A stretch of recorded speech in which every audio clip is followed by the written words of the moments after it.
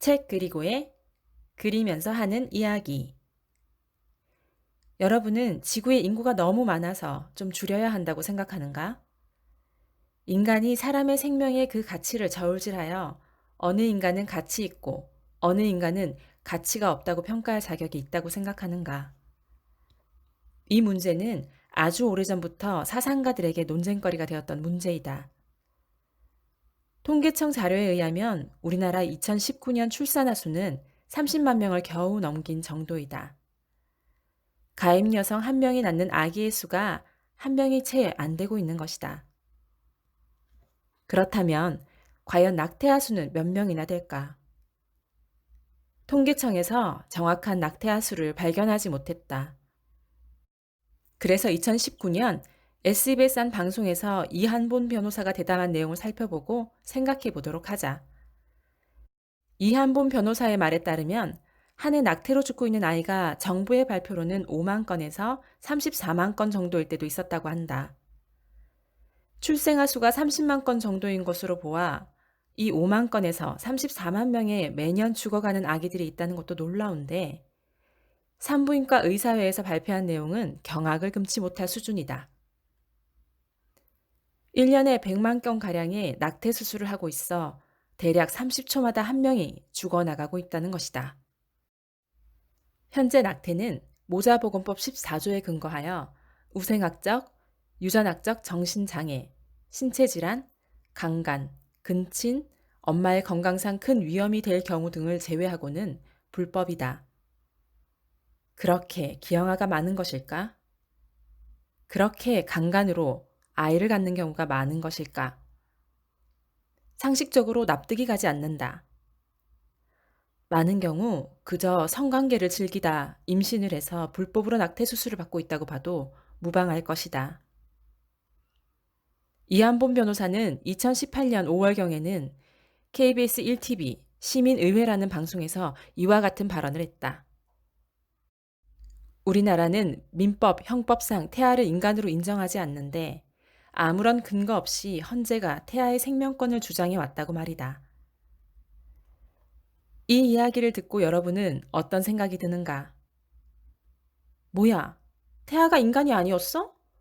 에라이, 입덧도 싫고, 육아도 싫고, 남편도 마음에 안 드는데 지워버려야겠네. 이런 생각이 문득 지나가는가? 남성들 중에는 혹시 이렇게 생각하는 사람들도 있을 수 있겠다. 뭐? 태아가 인간이 아니었다고? 그럼 뭐야? 지금까지 인간도 아닌 걸 뱃속에 넣고 다니는 임산부에게 전용 주차장으로 배려해주고 재난이 발생했을 때도 임산부에게 왜 구조될 수 있는 우선권을 줬던 거야? 몸도 무거운데 오히려 날렵하게 구조될 수 있는 사람들을 먼저 구조하면 더 많은 사람을 살릴 거 아니야. 그리고 그동안 불뚝 나온 배에다 대고 태명 불러주고 노래 불러주고 지금까지 나 뭐 한 거야?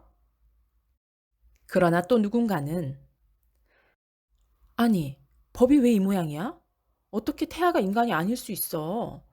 수정 후 3주만 지나도 심장이 뛰고 임신 초기에 대부분의 뇌세포, 내장과 근육이 완성되고 얼굴 윤곽이 확실해진다고 하는데 게다가 임신 중기가 되면 움직임이 활발해지면서 엄마의 감정도 느낀다는데 인간이 아니라고?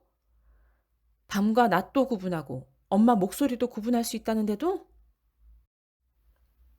우리는 태아도 인간으로서의 존엄성을 인정받도록 법을 바꾸어 지금까지 지켜온 임산부와 태아를 보호하는 제도와 문화를 이어가든지 태아는 인간이 아니므로 여성의 결정권이 우선이며 낙태를 완전히 허용해도 된다는 주장을 근거로 임산부와 태아를 배려하고 보호해왔던 제도와 문화를 없애든지 둘 중 한 길을 선택해야 할 것이다.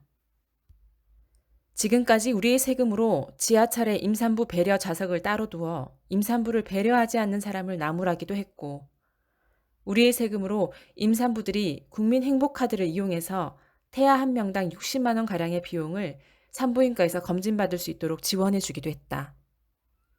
또한 임산부 농산물 꾸러미, 임신 축하 선물, 임산부 독감 예방 무료 접종, 임산부에게 지원되는 혜택은 계속해서 늘어나고 있다.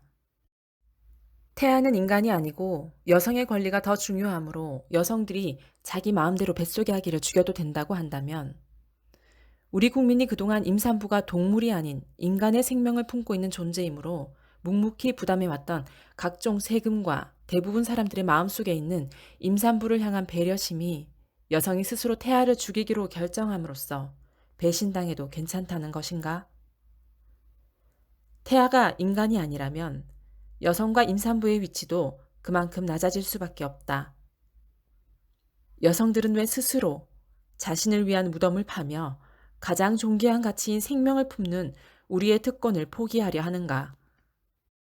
마음대로 죽여도 된다면 임산부는 더 이상 국민이 내는 세금으로 만들어진 그 복지 혜택을 누려서는 안 된다. 그 복지 혜택은 우리 국민들이 우리나라의 미래 세대를 위해 투자하고 있는 것이기 때문이다.